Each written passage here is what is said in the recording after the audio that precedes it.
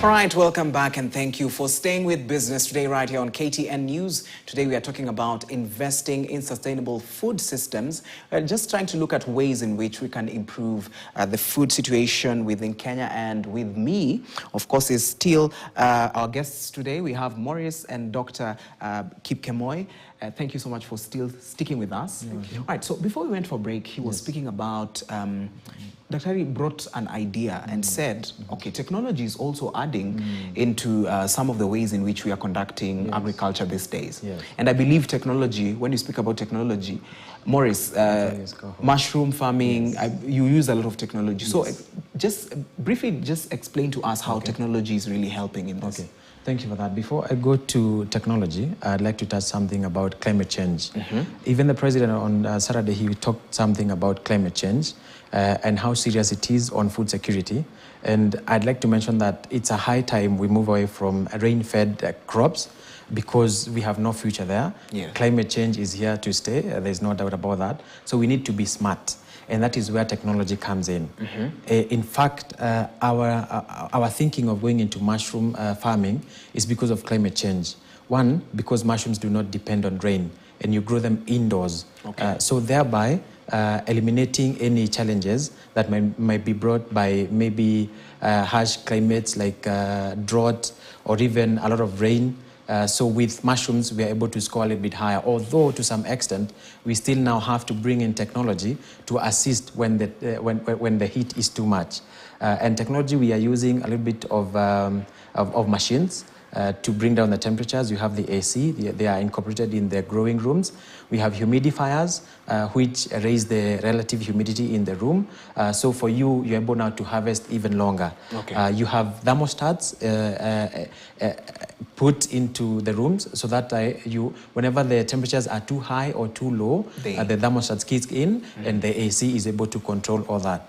So all these are technological advances that has helped us to be in the market. As well as even how we transport our mushrooms. Some farmers has refrigerated trucks and they use them to transport the mushrooms, making sure that our produce is getting to the market when it is still fresh and in good condition. So technology definitely is scoring very high marks when it comes to mushroom farming. Yes. Thank you so much for that. And Dr. Harry, now, Maurice is speaking about, of course, ways in which they are also transporting their produce and making sure that at least at the end of the day, they are storing them in the right way. When you look at storage, when it comes to storage, because earlier on when we were speaking, you mentioned about 20 to 30% is lost from what we harvest most of the time. And this goes, of course, into the way produce is stored.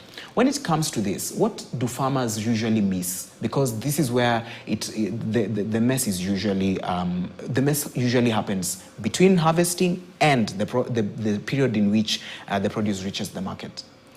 Yeah, that depends on what produce we're talking about. Yes. There are, for example, cereal grains that require different form of preservation. There are products like, for example, meat, and you know that requires refrigeration. There are products like milk, which require chilling or powdering. We have so many products, not just of the food also, but also of the product, the inputs of the production system. Like, for example, vaccines in this country require a cold chain to make sure that you move from one place to another. They're produced here in Nairobi. But to get to, say, for example, a place in Lodwar, which takes about 2-3 days, requires a refrigeration along the way. So how farmers in the rural areas, I know farmers like Maurice and others who do niche farming are well advanced in technology, and they are doing well. And we congratulate them, and we pray that many of them come in to do those niche farming of those special areas. But majority of our farmers in this country are still the rural farmer. My mother, your mother, and somebody else, who technology is an expensive thing, even if it is a very small thing of 50,000 shillings. So much of what we do in Calro is to sensitize the farmers on how to do food preservation or food storage in cheap ways. Much of what we do in terms of processing these foods and storing them goes into very small technologies, not the refrigerations and the sensors and everything else that are within the meat farmers, but simple things like drying, simple things like keeping them in bags, that are a bit resistant to weevils and other pests that attack our food. Because much of the food that we lose, particularly of grains, for example, are through insects and weevils that come in to destroy them, even as the farmer thinks they have stored the food. So we're going into the small areas because we want to move with this, as government institution, we want to move with a small person to make them at least able to feed themselves and to feed the neighbor and have something small to sell. Remember again, agriculture being our backbone, as we always say. The reason it's called the backbone is not just because it feeds us, it also employs us. Apart from people like myself, there are people who are employed. We know statistically that farming itself employs up to 60% of people. We're talking of 33% direct employment and 27% indirect by linking with others. So a whole 60% of the employed Kenyans are working, doing something to do with agriculture. So if agriculture does not run, those 60% of people will either be jobless or underemployed somewhere else. So we are looking at agriculture in terms of not just the production, but also the post-harvest small technologies that help us to conserve and to preserve the food that we produce. All right, so gentlemen, we don't have enough time. So briefly, when we look at food security and the future, when it comes to what needs to be done and the economic value after food security, of course, has passed a certain percentage and has improved. What are we looking at in terms of development? Very briefly, Maurice, and then we finish with Dr. So for me, I would like to sensitize, or rather plead to the government to come up with policies that support sustainable agriculture, because we're talking about losses, and in mushrooms, we are having up to 40–45%.